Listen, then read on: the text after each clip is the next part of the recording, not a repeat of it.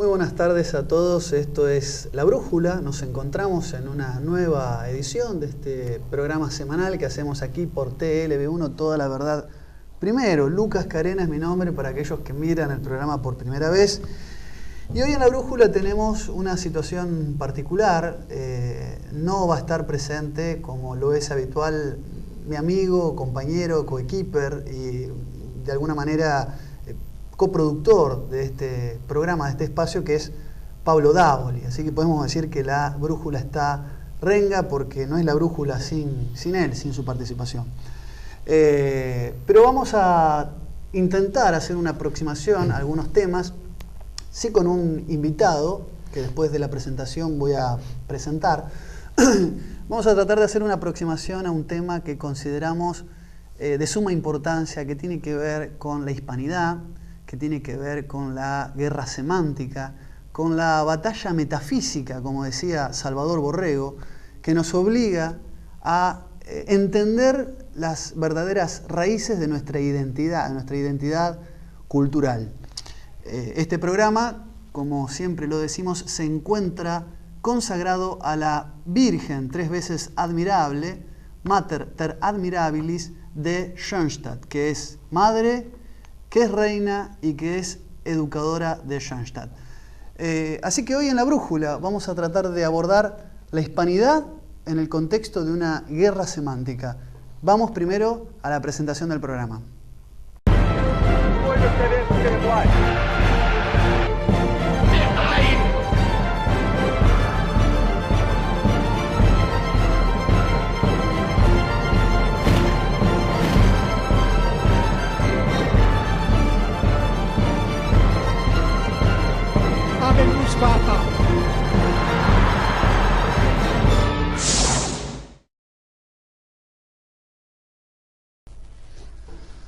Muy bien, seguimos aquí en La Brújula. Les vamos a pedir, como siempre, que participen, no solamente con comentarios, haciéndonos llegar su crítica, sino también compartiendo, difundiendo, reproduciendo los programas de los medios alternativos de comunicación. Para nosotros es muy importante su participación activa, viralizando los contenidos de TLB1. Hoy decíamos, dado que no nos acompaña Pablo Davoli, vamos a hacer una especie de programa especial donde vamos a abordar algo que ustedes saben. Pitirin Sorokin, el famoso intelectual ruso que allá por 1923 tuvo que exiliarse, ¿no?, de la persecución estalinista, crítico del bolchevismo, decía que eran algo así como los 3 pasos, las etapas de la instalación de una ideología. Sorokin en realidad hablaba no de 3, sino de 4 etapas.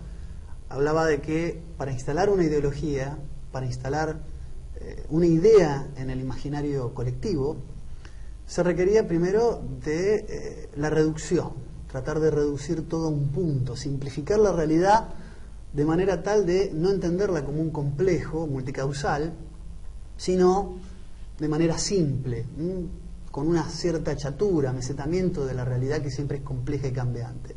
El segundo paso, decía Sorokin, es la dialectización. Siempre es más agradable, siempre es más atractivo, siempre es más seductor pensar la realidad polarizada, donde hay buenos, que en realidad no son tan buenos, y donde hay malos, que generalmente en la realidad nunca son tan malos. Presentar la realidad como dialectizada, en una situación de conflicto entre 2 fuerzas, muy de la cinematografía, de la ciencia ficción, generalmente también es fácil hacer llegar un mensaje a la población en general. El tercer paso tiene que ver con la emocionalización de las cosas. Presentar de manera mimética, reiterativa y enfática, a través de la exaltación, también nos permite instalar una idea en el inconsciente colectivo, en el imaginario social. Y la cuarta etapa, decía Sorokin, para instalar una idea se necesita de lo que se llama la cuantofrenia, es decir, tratar de generar una instancia numerolátrica en la cual una cifra que de pronto se me antoja no es corroborable con los datos objetivos de la realidad, la puedo presentar de manera tal de que afecta a la sensibilidad de la gente, al vulgo, a la turba, a la plebe, y después es muy difícil retroceder, después es muy difícil sacar ese número, que puede ser el número de un genocidio o una matanza en masa, aunque después se pueda demostrar lo contrario, la gente instala un prejuicio sobre algo, sobre un grupo de personas, sobre una identidad. Y hoy, en los tiempos que corren, está a la orden del día esto de la cuantofrenia, de la numerolatría, de poner en una situación simplificada la realidad.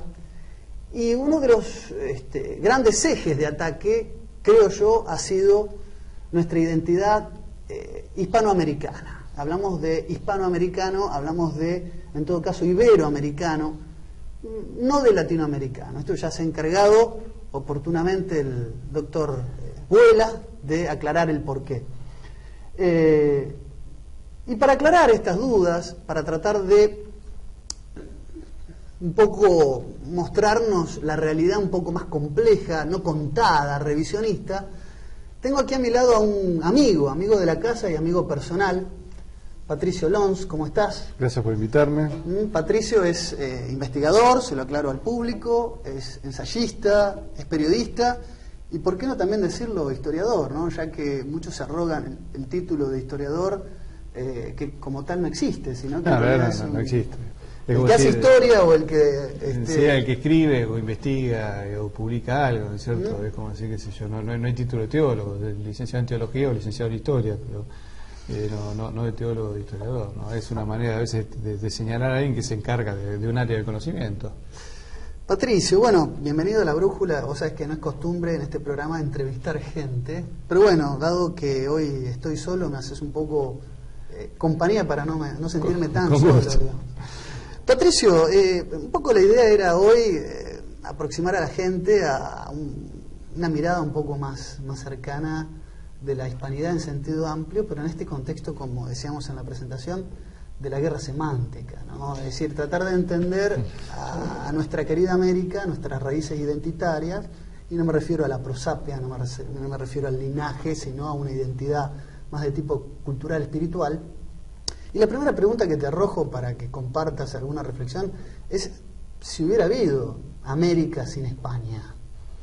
Y bueno, posiblemente lo que hubiese habido es una reducción de la población aborigen, que en buena parte estaba ya con la pirámide de población invertida, por también las acciones de algunas tribus que eran muy beligerantes, en el caso de los aztecas o los indios caribes, que venían masacrando a otras tribus por sacrificios religiosos o por canibalismo, por guerras.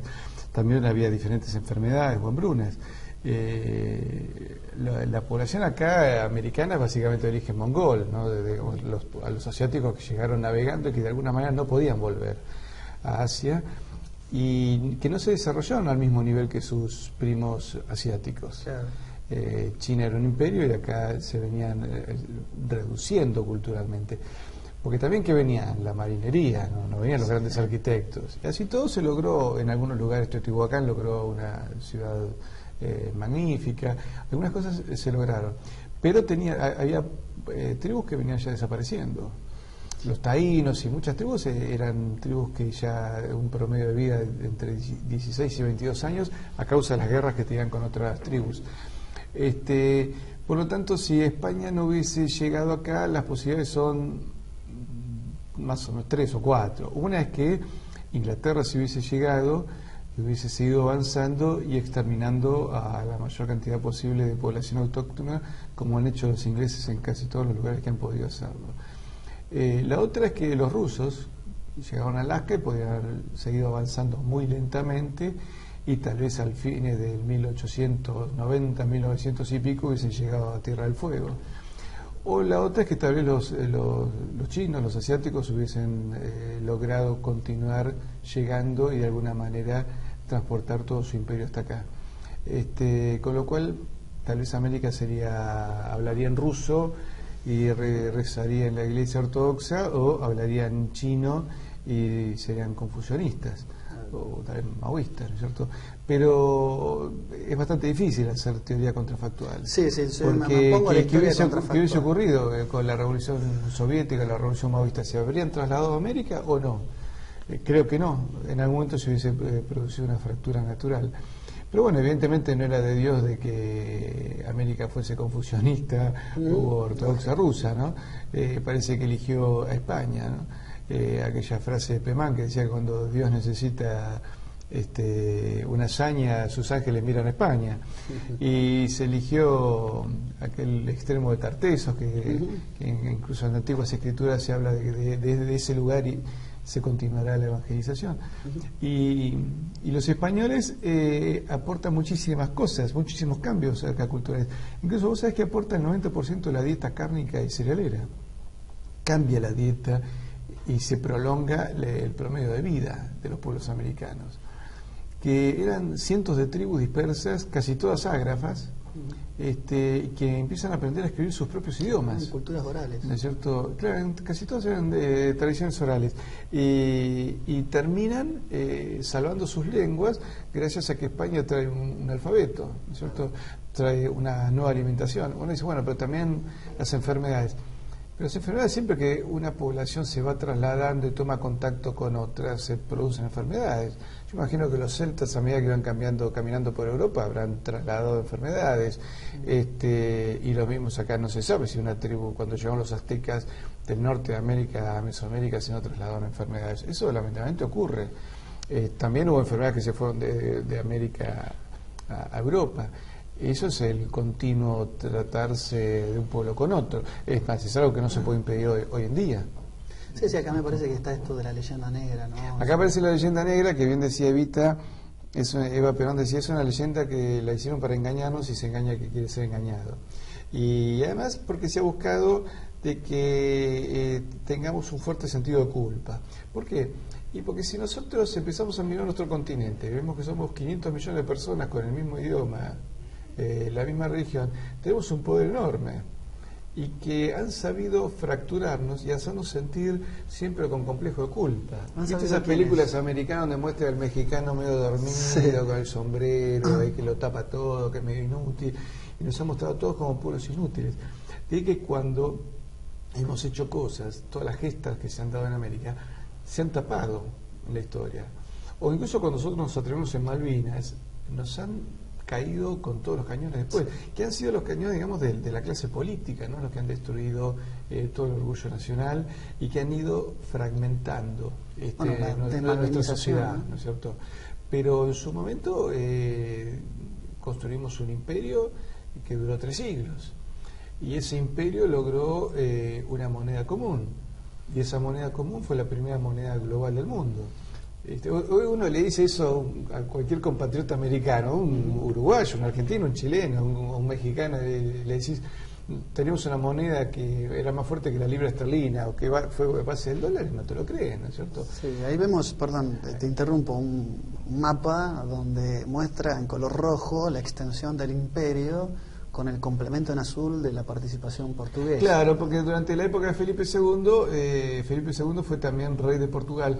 Ese mapa es muy interesante porque muestra también en naranja la parte de las poblaciones aborígenes que autónomas, ¿no? Eran autónomas, pero reconocían al rey de España como su soberano. Lo que pasa es que se mantenían absolutamente autónomas, pero firmaban tratados con el rey de España y tuvieron la actitud de mucha fidelidad. Tú sabes que en 1806, cuando se produce la primera invasión inglesa, después de la reconquista que Liniers recupera Buenos Aires, llegan 16 caciques al Cabildo de Buenos Aires.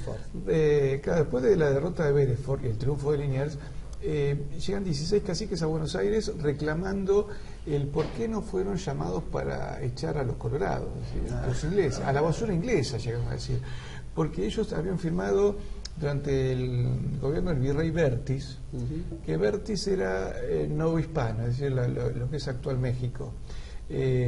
Para que eso te dé una idea que éramos todos compatriotas. Sí, ahí está la parte arrebatada después de California, ¿no? Y del sur de Estados Unidos, lo que hoy es el sur de Estados Unidos. El oeste y el sur de Estados Unidos hasta el río Mississippi era también parte de lo que era Nueva España, es decir, México. y éramos en realidad compatriotas. Y digamos, vos salías del puerto de Montevideo, llegabas a Buenos Aires, ibas a Asunción, de ahí a Potosí, a toda Bolivia, llegabas a Santiago de Chile, a México, habiendo recorrido Lima, Santa Fe, Bogotá, Caracas, en ningún lugar te hubiera sentido extranjero. Claro. Te hubiera sentido como mucho forastero.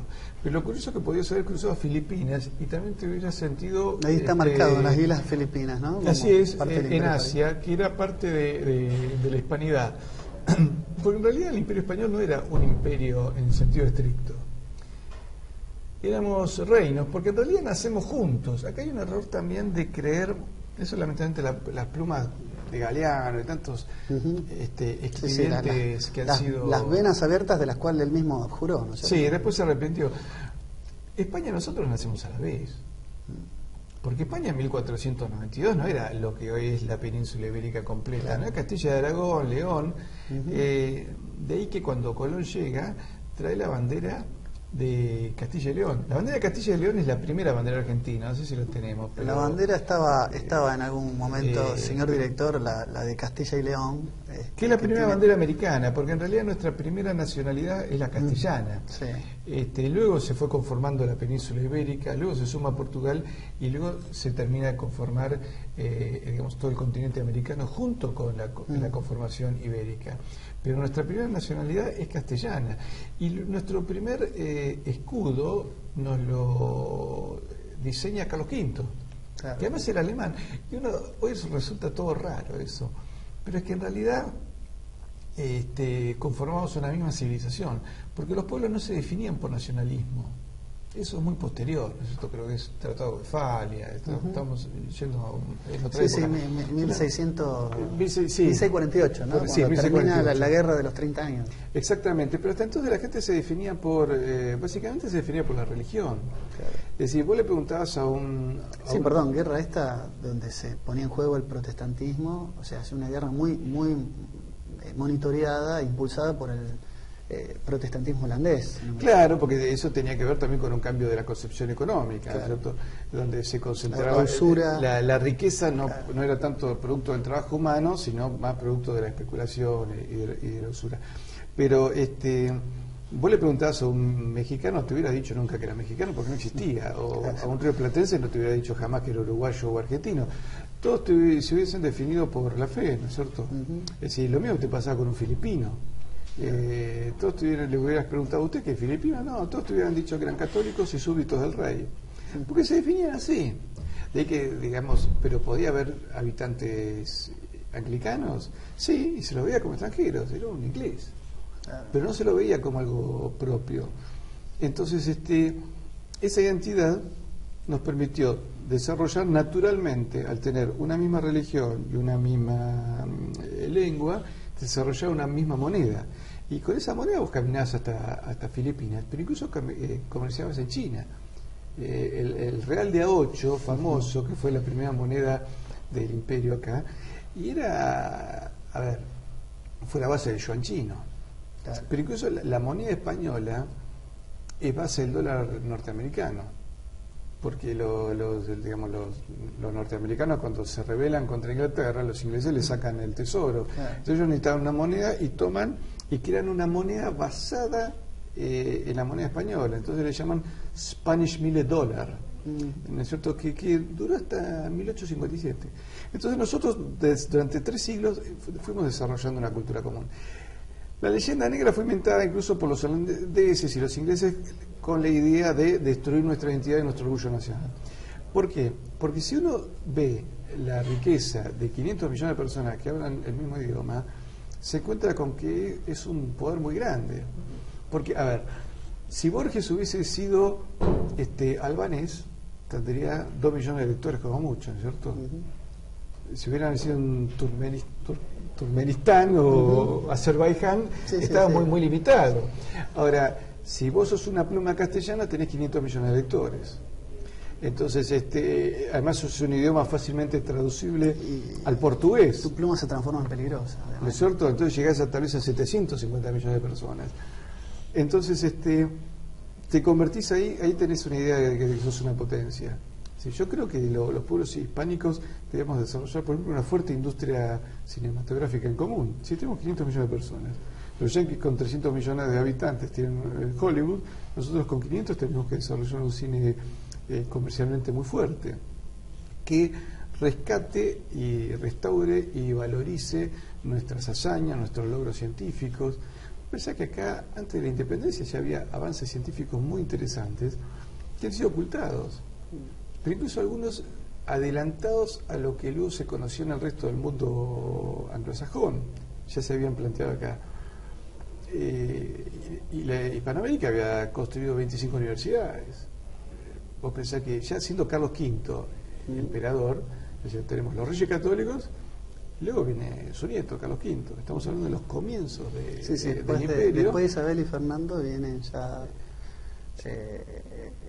la sucesión de sí, reyes. ya viene con Carlos V y luego Felipe II. Y en esa época es cuando las universidades empiezan a desembarcar en América. Bien.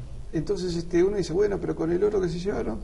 El famoso historia del saqueo del oro es Hernán Cortés, 1 o 2 años en el comienzo de la historia de España acá. Sí, Zacatecas y Potosí son los dos grandes centros de extracción de metales, como nos han enseñado. Claro, pero en realidad la moneda se desarrolla y crea riqueza y se convierte en una moneda global. Pero te decía, en la época de Carlos V, la primera queja sobre abuso de algunos encomenderos españoles la escribe un indio americano totalmente alfabetizado. Y ya tenés a mediados del siglo XVI abogados que eran aborígenes, sacerdotes, tenés clérigos, tenés en todas las áreas del pensamiento de la época, ya tenés aborígenes que habían llegado a títulos universitarios. Y luego tenés incluso aborígenes que llegan a condición de nobles. Vos pensás que la mayor parte, acá en Sudamérica, el país que tuvo más títulos de nobleza fue Perú. Creo que eran 111 títulos. Y se los consideran nobles castellanos. Porque nosotros éramos en realidad hijos de Castilla. Claro. Bueno, entonces éramos, nuestra lengua. Entonces España era la península ibérica y eran las distintas Españas. España era como un término genérico, claro. Pero nuestra condición era de súbditos castellanos. Entonces esas familias que se fueron ennoblecidas eran muy numerosas y eran recibidos en las cortes españolas como pares, hacían carrera militar, se desarrollaban en todas las áreas dentro del imperio. Y además era muy común el cambio de funcionarios. Vos tenés, por ejemplo, en México 8 gobernadores que fueron filipinos. Acá Bertis era originario de lo que hoy es México, que se llamaba Nueva España. Y además también los logros o las victorias militares en cualquier punto de América se festejaban en toda América. En Cartagena de Indias, en 1741, los pueblos americanos, aborígenes y españoles, se unen para derrotar a los ingleses. Era una victoria fantástica, 3.000 españoles y aborígenes contra 30.000 ingleses, y fue una victoria para las armas españolas. Eso fue festejo de todos. Y teníamos una bandera común, ¿no es cierto? La aspa de Borgoña, que si la tenemos para mostrar es muy linda. Sí, esa blanca con la cruz de San Andrés. La cruz de San Andrés. Y esa es la bandera que corresponde a todo el imperio español. Es la bandera común que tenemos con toda América. Entonces, esa bandera es la que nos unifica. Y vos sabés que esa bandera es también bandera del estado de Chuquisaca y bandera del Regimiento 1 de Infantería de Patricios. Pero en Estados Unidos es bandera de 2 estados, de Alabama y de Península de Florida, porque eran estados españoles y lo mantienen. Incluso hoy, si podemos pedir a la dirección que nos cierren la puerta. Sí, es muy complicado hablar con tanto ruido. Sí. Pero también es interesante ver cómo esa bandera, vos sabés que todavía hay tribus norteamericanas que la mantienen. Sí. Claro, porque los indios norteamericanos se sentían mucho mejor del lado español. Y hubo buena parte también de esclavos negros que vivían en la parte de la América inglesa, que se escapaban para llegar a territorio español. Y vos tenés en la península de Florida el fuerte Moss, o Mosse, que fue formado por soldados españoles, indios y negros que derrotaron a los ingleses. Entonces teníamos una fuerte identificación cultural. Todo eso, bueno, evidentemente en un plazo muy lento fue siendo saboteado, ¿cierto? ¿Sabés que me gustaría que nos cuentes un poco, Patricio, los últimos días de Santiago de Liniers? O sea, Liniers, hablaste de las invasiones inglesas, Sí. creo que es sintomático un poco cómo es la caída, cómo va a periclitar Santiago de Liniers, ¿no? De apellido francés, igual que vos, Sí. defensor de la hispanidad, y que en su gran vocación, ¿no? de repeler a los ingleses en 2 oportunidades, en años consecutivos, se transformó en un ícono, ¿no? de la defensa contra la invasión inglesa, pero en nombre de la hispanidad con mayúscula, ¿no? Claro, me parece porque que en la época... como él termina, no reconocido y ajusticiado por las revoluciones independentistas, en el contexto también de la Revolución Francesa Sí, yo Europa, creo que si, ¿no? mira, si Argentina sobrevive todavía de alguna manera es un poco por el martirio de este hombre, ¿no es cierto? Que él era oficial español por el Tratado de Familia, ¿no es cierto? Los Borbones reinaban en España y Francia, así que podías ser militar en cualquiera de los 2 países y seguir tu carrera militar. Pero y él fue un hombre muy fiel a la civilización, fue fiel al rey, fiel a la iglesia, y él veía en la Revolución de Mayo la maniobra inglesa, que además había todo un exacerbamiento de los ánimos. Pregunto, ¿sabes por qué? Mirá, en el siglo XVIII, ya a mediados del siglo XVIII, América prácticamente estaba emancipada. Los pueblos acá eran muy autónomos digamos, de la corona española. Pero en el último tramo del siglo XVIII se realizan las reformas borbónicas, que implicó también, ¿sabes qué?, por un orden impositivo. Porque acá, digamos, la burguesía comerciante criolla ganaba mucho dinero con el contrabando. Entonces los impuestos de la corona no eran altos. Sí, el mercado paralelo supuestamente legitimado, ¿no? Por supuesto. Y en realidad los impuestos no eran altos. Acá se hablaba, por ejemplo, del quinto real. El quinto real sería un 20%, que nunca llegó al 20%, llegó a ser el 10, el 8, el 7%, que era sobre la minería, por ejemplo. Y después había un impuesto para el comercio. Pero los aborígenes, por ejemplo, hubo épocas en que algunos lugares tuvieron impuestos y en otras épocas no. Hoy solo el IVA es el 21%. Así es. Y no, prácticamente el Estado se lleva el 50% de todo. Y si ves la coparticipación federal, Buenos Aires creo que se lleva el 70% de la riqueza. En aquel momento estamos hablando de que la metrópoli se lleva entre el 5 y el 8%. Entonces, acá se plantea un ordenamiento impositivo y a un buen sector de la burguesía no le gustó. Pero entonces se realiza la Revolución de Mayo, que en realidad fue sojuzgamiento, por ejemplo, de todos los pueblos aborígenes. Ya que buena parte, los aborígenes tenían un tratado muy especial con la corona española y tenían zonas de explotación para el cultivo de alimentos, por ejemplo, en toda América. Y esas tierras fueron confiscadas por los revolucionarios y nunca más se les devolvió nada a los pueblos aborígenes. Todavía hoy tenés algunos aborígenes, por ejemplo, en Ecuador, que reclaman sus tierras con la documentación que tienen firmada por Carlos III de España. Y que en realidad es válida. Pero los gobiernos revolucionarios les quitaron todo en una visión mercantilista, ¿no? Donde decían, donde está el comercio está la patria. Mitre decía, yo soy el hijo del comercio, ¿no es cierto? Y fíjate que la Revolución de Mayo la hacen un grupo de comerciantes que convencen a un grupo de militares apoyados por la flota inglesa que estaba anclada en el Río de la Plata y terminan haciendo una revolución de acuerdo a los intereses británicos. Y Liniers lo ve, y Liniers lo advierte, y Liniers es fusilado por fusileros ingleses que habían quedado desde 1806 y 1807 en Buenos Aires trabajando para los revolucionarios, ¿cierto? Y eso no se cuenta. De esa parte se le escapó a los libros de historia, ¿no? Por supuesto que no. Y vos lo escuchás a Castelli que le dijo a Cisneros, nosotros esto lo venimos preparando hace 8 años. Claro. ¿No es cierto? Haciendo referencia Antes de la revolución, claro, antes de las invasiones inglesas. antes de las invasiones. Y ya en 1799 el virrey Bertis advierte que ya veía ánimos secesionistas en algunos sectores de poder, pero básicamente en el sector de poder comercial. Pero después los aborígenes fueron realistas. Fíjate qué curioso. Mira, ahí es donde uno ve el poder de la civilización.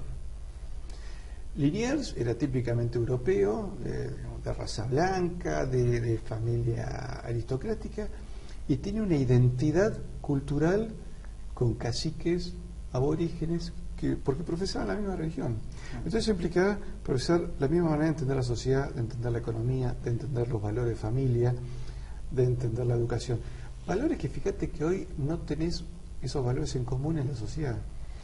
Hoy en Argentina tenés 40 millones de visiones de Argentina distintas. No tenés una unidad en concepción de familia, hoy ya no. No tenés una unidad en concepción de defensa, en concepción de economía, en concepción de educación, en concepción de valores. Hay una gran confusión. Es una sociedad mucho menos confundida. Y yo te decía esa comparación con los aborígenes, porque vos tenés, por ejemplo, buena parte de los generales realistas eran caciques. El general realista Agustín Agualongo era el cacique Agustín Agualongo. En Perú estaba el general Huachaca, era inca, hasta su apellido lo muestra, no lo denota. Sí, no duraba el tahuantín suyo, sino que era realista. Claro, plenamente. Después decía, ¿por qué esta es nuestra identidad? Entonces, como una vez decía un periodista mapuche, dice, nuestro encuentro con España, sí, en el siglo XVI fue violento, porque los mapuches eran un pueblo violento, pero luego España nos aportó, por ejemplo, la posibilidad de escribir nuestra lengua. Claro.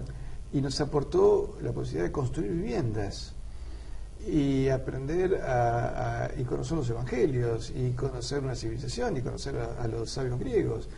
Por eso, después los mapuches, cuando vino la independencia, estuvimos del lado del rey. Porque nosotros, digamos, lo que nos dio España fue todo crecimiento. Fue crecimiento cultural, crecimiento espiritual. Mapuches, araucanos. Sí, del sur de Chile, que no tiene nada que ver con la actitud que tienen los mapuches de hoy. No, totalmente separatista. Los mapuches de esos separatistas, están apoyados por Inglaterra. Entonces no tiene mucho sentido lo que están haciendo. Sí. Pero en aquel momento ellos decían, nosotros no estamos con la revolución de los señoritos de Santiago, porque ellos trabajan con los ingleses. Y lo mismo pasaba acá. Fíjate, es más, la independencia del 9 de julio independiza un sector muy chico. Era un pedacito de Buenos Aires, Córdoba, un pedazo de Mendoza y un pedazo de San Luis, La Rioja, Catamarca, Tucumán, Salta, Jujuy y luego las provincias del Alto Perú, Cochabamba, Charcas, Potosí, Moxos, toda esa zona, que era la zona culta. Desde Cuyo, lo que será ahora, hasta el noroeste argentino y Bolivia. Sí, porque después, por ejemplo, a Santa Fe no le permiten participar, porque Santa Fe tenía la idea federal de Artigas. Y Artigas y todas las provincias del litoral y la banda oriental ya habían declarado la independencia el año anterior, en 1815, cosa que el argentino no sabe que tenemos el Congreso de Oriente. El Congreso de Oriente. Se cumplen 200 años. Exactamente. Se han cumplido ya, creo, ahora creo que es entre junio y agosto. Porque las actas de la independencia del Congreso justo hace de Oriente 200 años. Se han perdido. Ahora, las actas de la declaración de la independencia en Tucumán también se perdieron. Entonces, vos sabés que había un embajador, el embajador del rey de Suecia, estaba presente, ¿no? Y decía, este es un congreso rarísimo, estos diputados son raros, porque primero, se la pasan discutiendo sobre Licurgo, sobre Solón, sobre Rousseau, sobre los filósofos paganos y también sobre la Constitución inglesa. Inglaterra no tiene Constitución, todos sabemos que tiene la Carta Magna y un conjunto de leyes que hacen como un espíritu constitucional, pero no tiene Constitución. Acá se discutía la Constitución inglesa.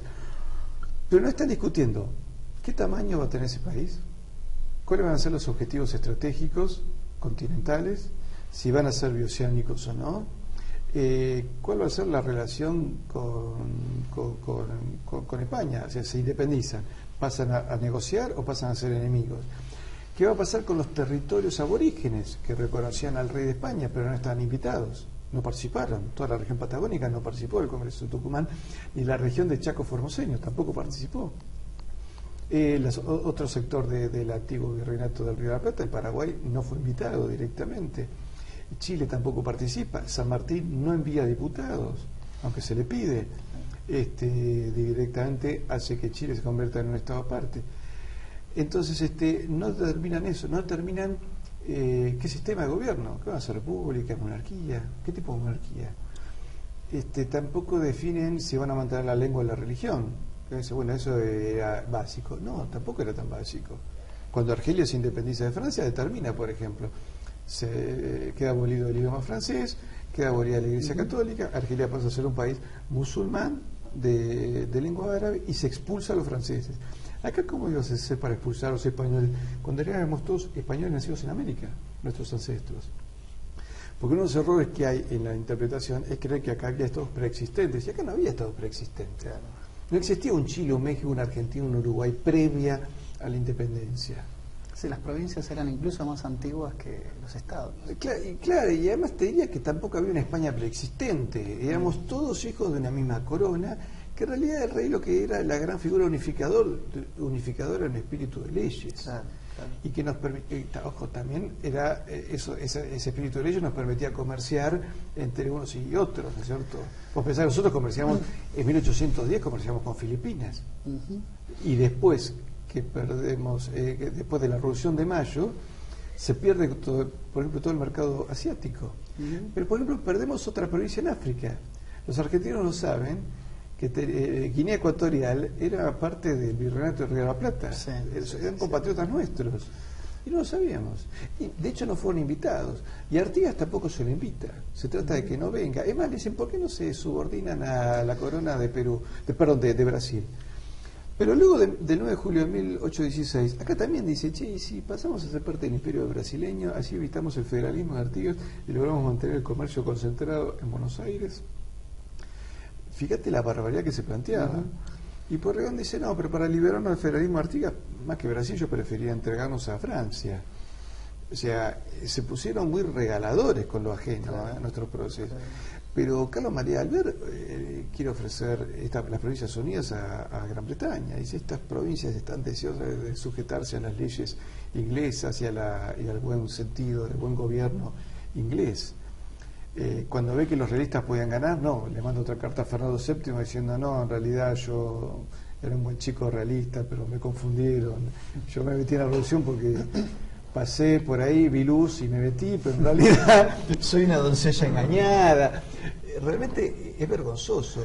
Y eso es producto, ¿sabes qué, Lucas? De un abandono de la identidad. Sí, ahí queremos llegar, ¿no? Bueno, ¿cuál es nuestra identidad? Y nuestra identidad es hispano-católica. Por eso le preguntás a cualquier habitante de América qué era, y todos te decían que eran católicos y súbditos del rey. No se hacían un planteo, no te voy a decir soy costarricense, ecuatoriano, porque no existía eso. Patricio, nos tenemos que ir a una pausa.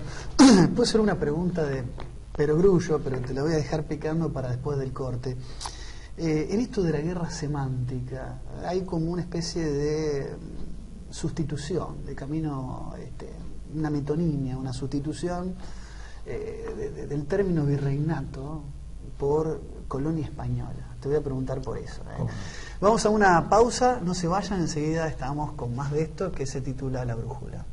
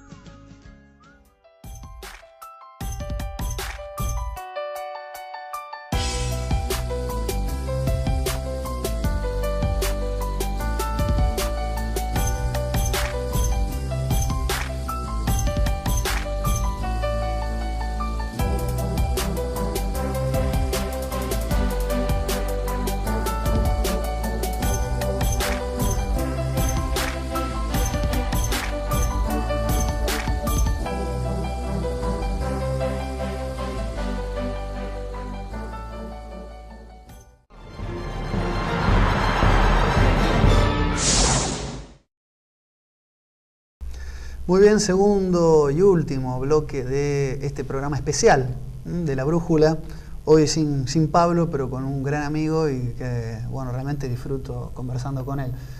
Aprovecho para aclarar estas conversaciones que tenemos ahora en el aire. Las tenemos muchas veces vía Skype, nos repartimos material. La verdad es que yo aprendo mucho con Patricio y lo admiro en este tema específico que él ha decidido investigar, que tiene que ver con los orígenes identitarios de América.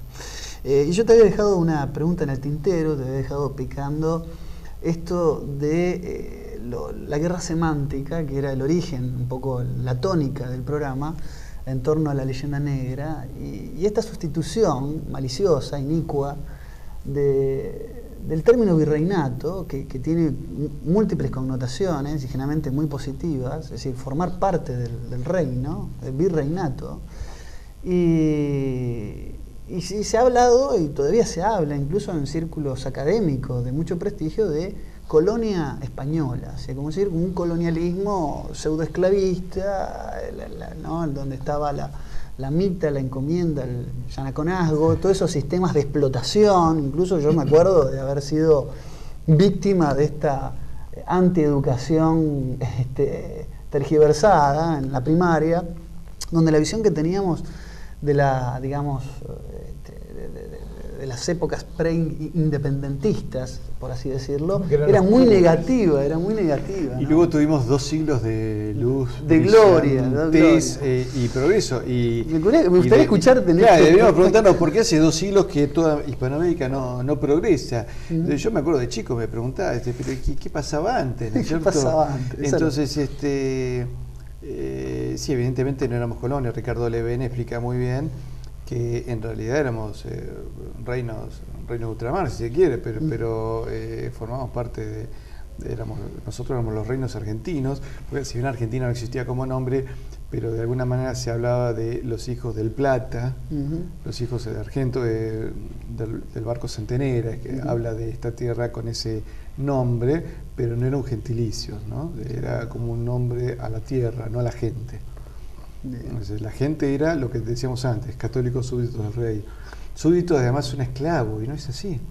Es que nosotros que nos subordinamos todos a una misma idea de civilización, de la cual muchas veces digo, subestimando también al indígena o al aborigen, como se le llama, no sé cuál ya es el término correcto, políticamente correcto, que se convertía por voluntad propia, ¿no? Los aborígenes se los ha subestimado mucho, como si le hubieran metido en el cerebro, o le hubieran instalado a fuerza de cruz y espada, una religión. Sí, hay hasta dibujos espantosos donde algunos españoles queman vivos a niños, aborígenes, y te mezclan. Caricaturesco. Sí, con imágenes más propias del Ku Klux Klan y de un campo de concentración soviético. Que no tiene nada que ver con la hispanidad católica. Con la realidad. Obviamente que siempre que hay encuentros de distintas civilizaciones hay choques. Debe haber habido, incluso estamos pronto a admitirlos, algún exceso. Pero tiene que haber habido exceso. A ver, pero excesos vivimos hoy en democracia. Se supone que un gobernante tiene que cumplir con una plataforma de gobierno y luego te la cambia apenas asumió y te le dice, bueno, pero si yo te hubiera dicho lo que iba a hacer, no me votabas. Y bueno, yo tengo el derecho a no votarte, ¿no es cierto? Vos tenés que decir, yo quiero hacer tal modelo, no me convence, no te voto. No me podés hacer esa trampa al revés. Tendría que haber hasta un tipo de ley que obliga a una persona, por ejemplo, a devolver el poder. ¿Cómo puede ser que yo diga, voy a hacer tal cosa y luego hago tal otra?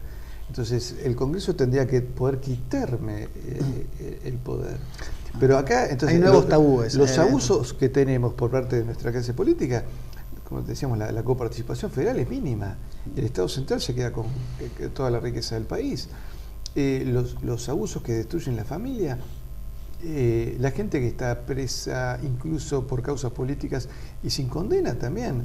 Entonces, que no hablemos de abusos, porque el abuso lamentablemente es una condición de la naturaleza caída del ser humano, pero en estos 2 siglos ha sido más que notoria, porque vos pensás que en realidad el poder pasó a manos de burguesías comerciantes que hicieron un país al gusto de ellos. Entonces se centralizó toda la riqueza en Buenos Aires, se cometieron abusos de todo tipo, se abandonó al Alto Perú, con lo cual perdimos, por ejemplo, el manejo de la moneda y la condición de país bioceánico.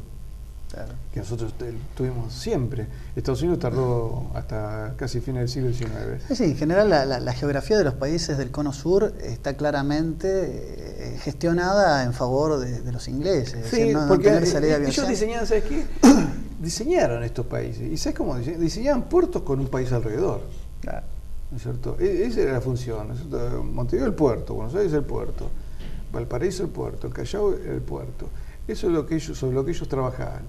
Y vos sabés que, por ejemplo, el virrey de Bascal en Perú, él veía eso, decía, los balleneros ingleses que abastecemos acá en el puerto del Callao, lo único que hacen es generar discordia, no dejan progreso.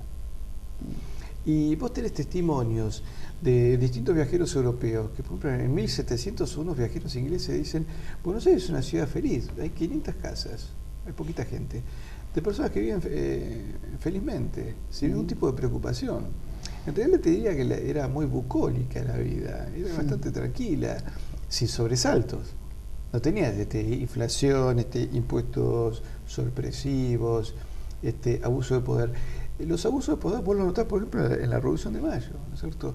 Donde prácticamente se permite quién puede votar y quién no. La gente que podía votar, que está autorizada para votar, porque además ¿quién votaba? Votar el que tenía una responsabilidad social en algo. Si vos seas un ciudadano, digamos, muy libre, que no tenía ningún compromiso con la sociedad, tampoco votabas. Hoy en cambio vota cualquiera de acuerdo a su egoísmo personal, y así tenemos los resultados que tenemos. Había una responsabilidad social, y se cierra la ciudad de Buenos Aires para ver quién puede votar y quién no, y se hacen persecuciones sangrientas sin ningún tipo de sentido. Pero vos sabés que en Tucumán también los salteños, viendo el centralismo de Buenos Aires, eligen de presidente o director supremo al general Moldes, y el general Moldes es secuestrado por el poder de Buenos Aires, lo detiene Belgrano, lo envía prisionero a Chile, se lo entrega a San Martín, y estando prisionero a San Martín muere en una extraña circunstancia que nadie entiende. Es bastante sospechoso eso, y ahí se pierde, por ejemplo, una posibilidad federal. Entonces, volviendo al anterior, la condición de virreinato era una condición donde éramos reinos de España. De hecho, cualquier funcionario acá termina haciendo carrera en España también, o en otro lugar. Podías hacer carrera en México o en Bogotá. Cuando decía Vértice, era nacido en lo que hoy es México. Eso era bastante común. Hubo incluso un regente de España que fue americano. Entonces, el regente, que es el que cumple la función del rey cuando el rey no puede, por imposibilidad física, por salud, por algún problema. Entonces, San Martín y Bolívar hicieron carrera dentro del ejército español. Eran oficiales juramentados. Habían jurado ante Dios fidelidad a un ideario político, y bueno, un día parece que dejaron de cumplir. ¿Cometieron algún tipo de felonía al momento de las independencias? Mirá, hay todo un tema de discusión moral, ¿no es cierto? Porque algunos dicen, bueno, pero si hubiéramos quedado sujetos a los Borbones, que en aquel momento estaban en decadencia. Había una decadencia, ¿cierto?, a partir de Carlos IV. Las reformas, pero en realidad, como te decía, buena parte de esas reformas fueron para ordenar la economía también. Ahora, ¿qué hubiera pasado? Yo creo que si hubiéramos continuado como parte de España, primero nos hubiéramos mantenido unidos, eso es importante. Segundo, España entró en una crisis con las guerras carlistas, ¿cierto?, que pretendían restaurar, digamos, el orgullo español, la dignidad española, sacar a los intereses ingleses que había dentro de España, restaurar el poder soberano del pueblo español. Y posiblemente los pueblos de América hubiesen podido apoyar a los rebeldes carlistas, que eran, digamos, eran un hermano de Fernando VII, y España hubiese restaurado su grandeza y hubiese restaurado los principios de justicia que habían regido en América, antes de algunos abusos del absolutismo de Carlos IV y Fernando VII. Cuando estábamos en el intervalo, Patricio, me mencionaste un autor. Te voy a responder desde un autor el tema de la sustitución semántica o conceptual. Y después no lo dijimos al aire. Cuando yo te pregunté por qué era necesario cambiar el concepto de virreinato por el concepto o la idea, la noción, incluso el término de colonia. Me mencionaste un autor. Levene, Levene. Me mencioné a Levene. Sí, Levene en eso tenía muchísima claridad. Él veía en eso. No, porque lo hablamos en el corte, pero después no lo hablamos al aire. Ricardo Levene hablaba de que nosotros en realidad éramos reinos. Por eso te digo, posiblemente nos hubiésemos mantenido unidos, posiblemente España hubiese vuelto a su antigua tradición y de alguna manera nos hubiésemos convertido en una comunidad hispánica de naciones. Que posiblemente a lo largo del siglo XIX América se hubiese convertido tal vez en 3 grandes reinos aliados a un reino grande de España, ¿cierto? Que en algún momento ese fue un proyecto también político hacia el reino de Nueva España, que era todo lo que es México, el sur de Estados Unidos, el oeste de Estados Unidos. Y es decir, que no es historia contrafáctica, insistimos, eso es un proyecto que genuinamente existió, que en todo caso no se concretó. El otro era el reino de Nueva Granada, que era Venezuela, el Esequibo, que es una región que los ingleses le roban a Venezuela y hoy es soberanía de Guyana, Panamá, Colombia y parte de Ecuador. Y el otro virreinato podría haber sido el de Perú y el Río de la Plata unificados en uno solo, que hubiéramos sido una gran potencia bioceánica, y con un asiento también en África. O posiblemente tal vez Guinea Ecuatorial y las islas, Cuba, Puerto Rico, Dominicana y Las Filipinas. Antillas, digamos. Eso hubiese quedado bajo soberanía española.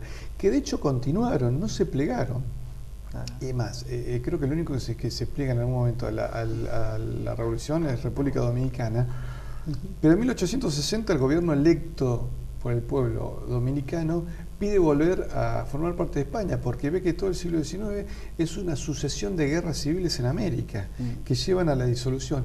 Vuelven a España, lamentablemente España estaba con numerosos conflictos y guerras carlistas, y no duró mucho tiempo ese retorno a España. Pero vos tenés que Cuba, Puerto Rico y Filipinas permanecieron junto a España hasta 1898. Y hubiesen continuado si no hubiese sido porque Estados Unidos le declara la guerra a España. Invade Cuba, invade Puerto Rico, invade Filipinas, donde en Filipinas incluso cometen un genocidio cultural, ¿no?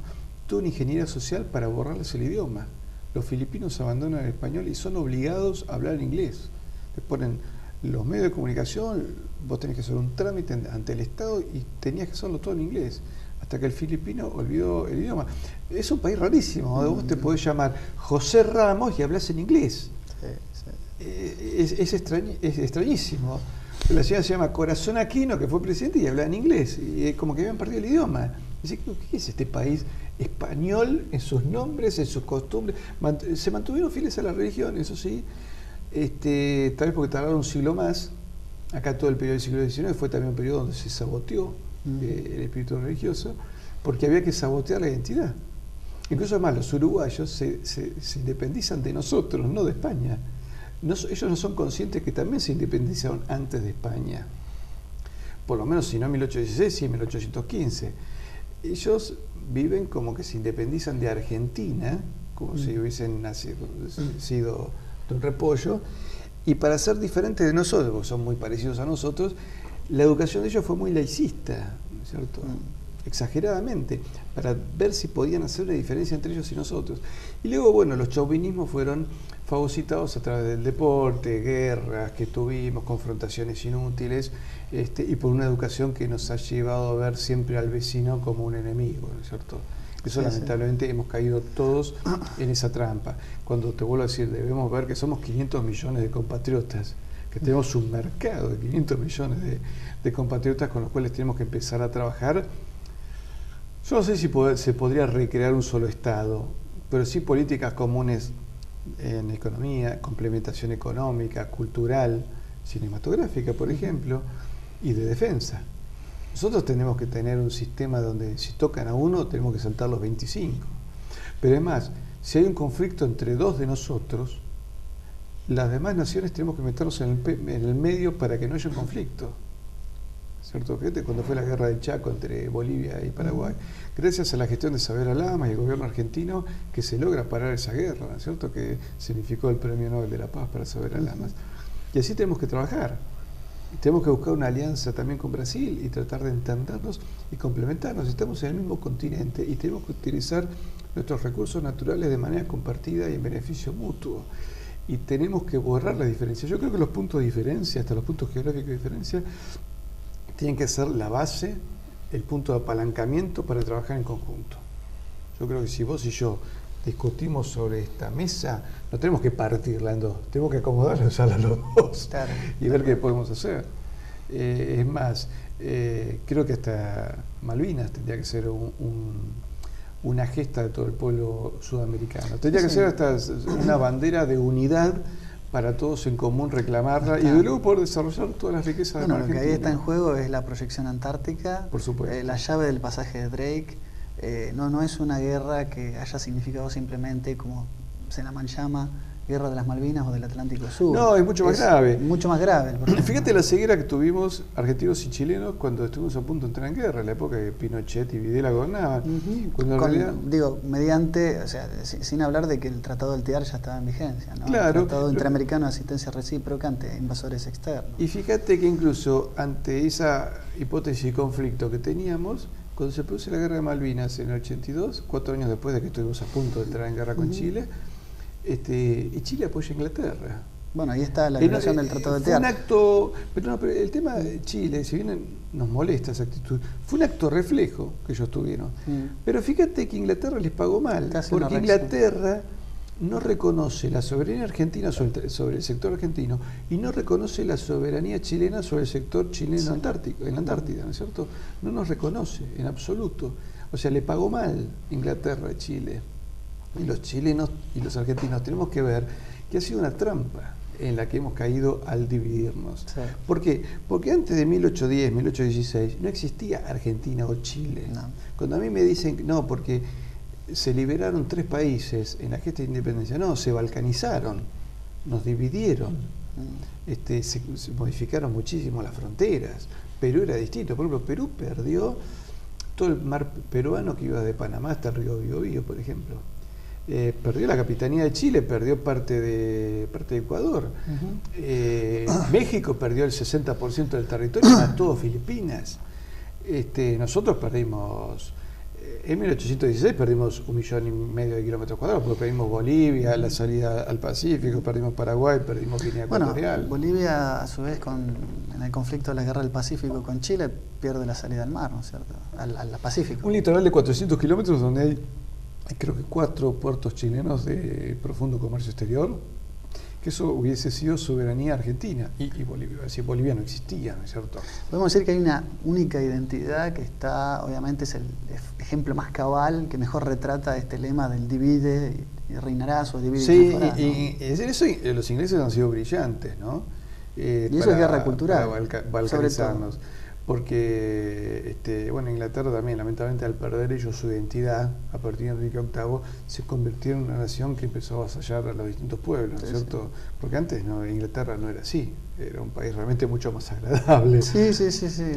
Aparte insular, no preocupado por los problemas de Europa continental, ni siquiera. Claro, la antigua, la Olmer England, como se decía, esa Inglaterra bucólica, cristiana, artúrica, era una Inglaterra mucho más civilizada, mucho más agradable, y que vivía en plena armonía con el resto de Europa. Entonces, lamentablemente, a partir del cisma de Enrique VIII, toman una actitud distinta. Sí, una Inglaterra apóstata. Claro, pero nosotros en realidad debemos tratar de recuperar esa identidad. Tenemos que ver esos valores hispanocatólicos. Es decir, obviamente que no estamos hablando de ir a golpear el Palacio Real, porque ya las realidades se han dado. Es más, la actual España poco tiene que ver con España de los Reyes Católicos, ¿no es cierto? No es que no tenga nada que ver, pero tiene mucho menos que ver. Digamos, España no tuvo la visión de volver en el siglo XX a crear lazos más fuertes con Hispanoamérica, sino que se volcó a la Unión Europea, ¿no es cierto? Es más, el nuevo escudo real del actual rey Felipe VI, fíjate que sacó la aspa de Borgoña, que era la bandera que nos unifica a los pueblos hispanoamericanos. Si hay una bandera hispanoamericana, es la de las aspas de Borgoña, ¿no es cierto? Esa es la bandera común, que como te decía, todavía en algunos departamentos de Bolivia es bandera departamental. En Estados Unidos hay 2 estados que todavía la mantienen. Entonces, en realidad tenemos que tratar de recuperar esa identidad, porque las naciones sobreviven por su identidad, porque su identidad es la que les permite también ser capaces de luchar por algo más profundo. Y ¿te acuerdas de Pierre Closterman, el piloto francés que vino a homenajear a los pilotos argentinos? Dice, las naciones respetan a los pueblos que son capaces de luchar y hasta dar la sangre por lo que creen. Y Argentina fue capaz de dar sangre por lo que creía, ¿cierto? Fíjate, la gesta de Malvinas, tenés muchísimas naciones hispanoamericanas que vinieron a nuestra ayuda, que ofrecieron de todo. Cuba ofreció hasta submarinos y aviones caza preparados para atacar buques ingleses y tropa entrenada en Siberia, por ejemplo, o sea, en el clima frío. Guatemala ofreció tropas, Nicaragua ofreció municiones, que era lo que tenían. Pero tenés, por ejemplo, más de 30.000 voluntarios peruanos, bolivianos, paraguayos, hasta algunos uruguayos y brasileños. Obviamente Perú envió todo un escuadrón de cazas, pero todo eso, las Fuerzas Armadas venezolanas querían venir de lleno, las 3 fuerzas, de aire, mar y tierra, querían combatir junto a nosotros, que eso no se vio. Lamentablemente el gobierno militar tenía una ceguera política, no tuvo ni idea, porque no entendía tampoco esa identidad hispanoamericana, no la entendía. Curiosamente las demás naciones la veían y nosotros no lo veíamos. De hecho, nos reclamaron. Guatemala, por ejemplo, reclamó el que no le hayamos aceptado la ayuda y que nos hayamos rendido sin haberle permitido a ellos combatir. Estamos hablando de Guatemala, que es un país muy chiquito. Entonces, pero ¿con qué dignidad? Entonces, eso mostró cuál era la identidad. Algunos acá creían que todavía la guerra con Inglaterra era una guerra intraeuropea, no. Era una guerra del mundo hispánico contra el mundo anglosajón. Y algunos dicen, bueno, pero en realidad, ¿qué es lo que trae España acá? Y bueno, nos trae el orden romano, la filosofía griega, la fe de Tierra Santa. Todo eso conforma una civilización que permitió tener ya en poco tiempo 25 universidades y un desarrollo tecnológico que luego muchos de esos desarrollos aparecen en el mundo anglosajón y que los anglosajones se lo adjudican ellos mismos. Hay todo un tema ahí para investigar. Sí, que en realidad son plagios sí, o robo directamente, o acá se abandonó o se tapó. Pero Hispanoamérica, por ejemplo, es la primera civilización que organiza una vacunación masiva. En la época de, no recuerdo si es Carlos III o Carlos IV, se hizo una vacunación contra la viruela. Entonces, había, fíjate, avances muy concretos. Y los europeos decían, no vemos pueblos más felices en el mundo que aquellos gobernados por España. Porque en el fondo, digamos, vos no podés escapar de lo que sos. Y nuestra identidad es esa. Nosotros éramos las Españas americanas, que aprendemos a rezarle a Cristo, a leer a Platón, a admirar el orden romano, y que tomamos el coraje español, y que aportamos, porque el americano, por ejemplo, le aporta... La tenacidad carpetobetónica. Claro, pero fíjate que el americano aporta, por ejemplo, la dulcificación del castellano. El castellano hablado por nosotros, por un colombiano, es mucho más agradable que hablado por un español. Yo creo que hablamos mejor que los españoles. Mirá que tenemos televidentes sabemos que de tenemos España, televidentes de España. No se te van a enojar. Pero en realidad ellos deben reconocer que el español hablado en América es mucho más dulce que el hablado en España, que a veces hasta suena muy tosco, ¿no es cierto? Muy duro.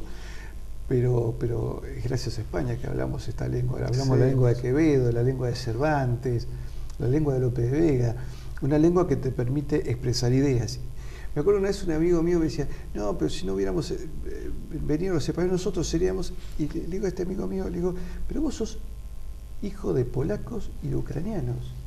Es decir, tus abuelos no se hubiesen conocido, porque además no habrían sobrevivido a la Segunda Guerra Mundial, habrían terminado muriendo, ¿viste? En el gueto de Varsovia, en alguna situación violenta, ¿no es cierto? Y fíjate que pudieron venir a América, ir a América a conocerse y mantener sus tradiciones, y fue gracias a América que ustedes tuvieron un continente. Pero ustedes no son originarios de acá. No, acá, claro, tenés razón, me dice. Nuestra historia... Sí, hay que agregarle esa tónica muy argentina, muy del cono sur, de también las inmigraciones. Eso hay que admitirlo, ¿no? Pero digamos, el inmigrante... Pero que había habido unas bases que propicias para poder recibir esa población. Pero el inmigrante también tiene que entender que, digamos, él no es parte de esa gente que podría quejarse, es decir, hubiésemos sido otra cosa, porque ellos no hubiesen sido nada, porque no habrían nacido. Es decir, mi apellido es francés, el tuyo es italiano. Nosotros no habríamos nacido porque nuestros ancestros europeos no hubiesen venido nunca acá. Es decir, y los pueblos aborígenes vinieron de Asia, es decir, no hubo un Adán y Eva americano. Los pueblos aborígenes son originarios por el estrecho de Bering o por las balsas. Sí, hay varias teorías. Que llegaron, los que vinieron de la Polinesia, por todas las teorías que puedas encontrar, ¿no es cierto? También se dice que los europeos encontraron acá tribus de blancos, por ejemplo. Sí, los Atumurunas, aquellas regiones, las tribus vikingas. También claro, entonces ahí hay cosas rarísimas, ¿no es cierto?, que se complementan. Pero, digamos, España unifica un continente, pero además unifica el globo. Acuérdate que el mundo... Antes de 1492 era inconexo. Mejor dicho, antes de Magallanes era inconexo. Magallanes y Elcano, a través del estrecho, al unir el globo terráqueo, unen el globo. Sí, y creo que también el aporte de Vasco Núñez de Balboa, ¿no? Que por tierra llega al Pacífico. Pero esas son las expediciones que unifican el globo. Claro. Elcano es en realidad el que unifica el globo. Y nosotros éramos un continente de norte a sur, es decir, manejamos, como en el fútbol, el mediocampo.